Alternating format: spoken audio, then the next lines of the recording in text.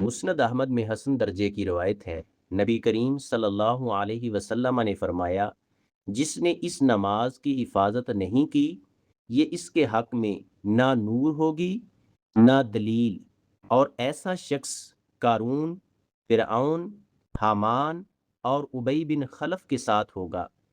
اس حدیث کا مفہوم یہ ہے، نماز مومن کے دل اور زندگی میں نور اور سکون پیدا کرتی ہے، گناہوں سے روکتی اور سیدھا رستہ دکھاتی ہے۔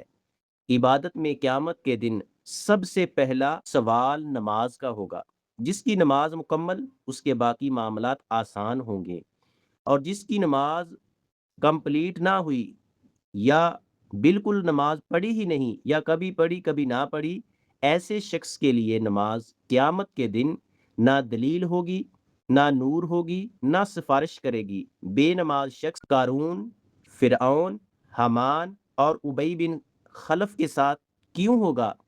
قارون مال و دولت کی وجہ سے، فرعون بادشاہت کی وجہ سے، حامان وزارت کی وجہ سے، اور ابی بن خلف تجارت کی وجہ سے اللہ سے دور رہے۔ زیادہ تر دولت، بادشاہت، وزارت، تجارت انسان کو نماز پڑھنے سے سستی کا شکار کرتی ہیں۔